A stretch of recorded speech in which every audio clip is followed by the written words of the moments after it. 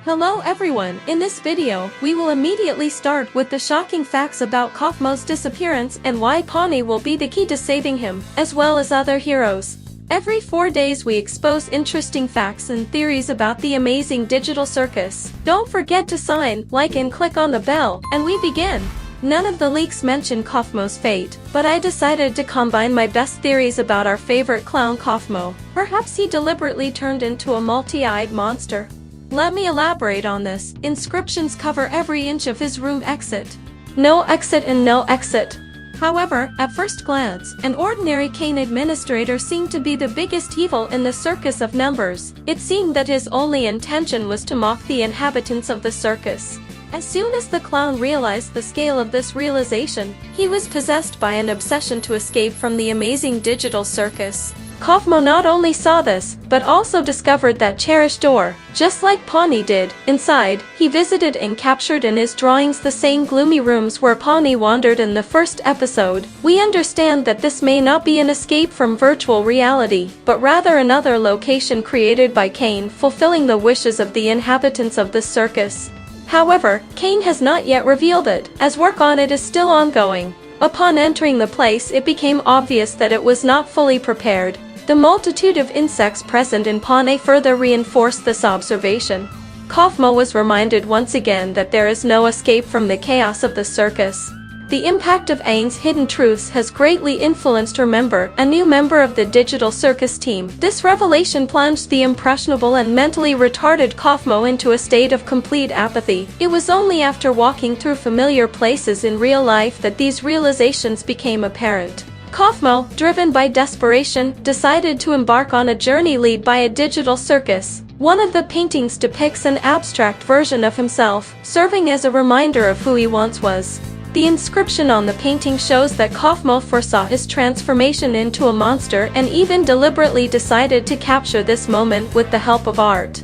Strangely enough, he offered no resistance and made no effort to prevent his transformation. Instead, he found himself wondering about the cause of this unexplained incident. Why does everyone who becomes insane turn into him? And why does Kane have such a strong aversion to this when he seems to enjoy bullying them? Next, we come across an inscription on one of the paintings. What message does the exit convey to the clown? And then we run into him again, this time on his bed. However, it is unable to speak, so someone or something must have planted thoughts in his mind, causing him to go crazy. There must have been something that prompted KAUFMO to voluntarily transform into a distorted monster. There is an isolated area in the basement, inaccessible to the inhabitants of the digital circus. This place is exclusively for abstracted personalities, some of whom can be seen in the paintings hanging in the KAUFMO room. Perhaps this is where the exit is located, and not behind the spaces hidden behind the mysterious door. Could it be that the path to freedom lies through abstraction? Realizing this, KAUFMO, filled with the last glimmer of hope to escape from the fascinating digital circus, decided to make a bold leap and go to the basement. In the search for a way out of the circus, there is one unexplored area that holds the key to freedom. It takes a huge amount of despair and disappointment in life to even think about such a stupid act. It is widely known that once you turn into a monster, there is no way back to your previous life. Instead, you become a ruthless aggressor with no memory of your past.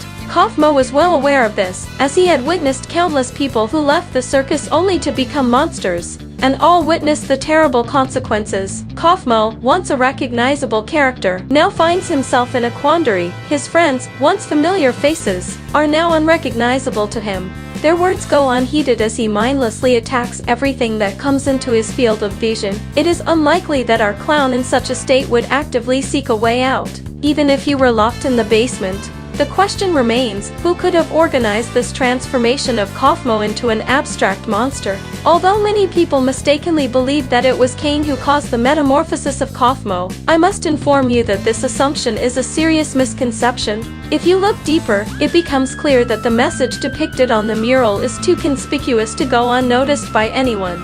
If Kane had really been responsible for driving KAUFMO insane, he would surely have recognized such an important piece of evidence and destroyed it from the digital world. However, this was not the case, therefore we must look for answers elsewhere. it is unlikely that anyone will suspect harmless personalities like Gangle, Ragatha or the old Kinger. Instead, the most obvious suspects are Jax and Zagubal, and this is where the intriguing journey begins. Despite his arrogance, Yak's involvement cannot be discounted. He is not a traitor, but rather someone who is focused solely on his own life. He's a mentally unstable character who tries to act tough. If Jax had known about this, he would have preferred chasing the elusive glowing ice rather than being with Ragatha and pomni. In fact, he actually escaped from the horrific scene after witnessing it. Even for the sake of providing an alibi, Das would never voluntarily put himself in such serious danger, because he values himself above everyone else in this circus. And now we have Zubal, a mysterious figure that I suggested taking a closer look at.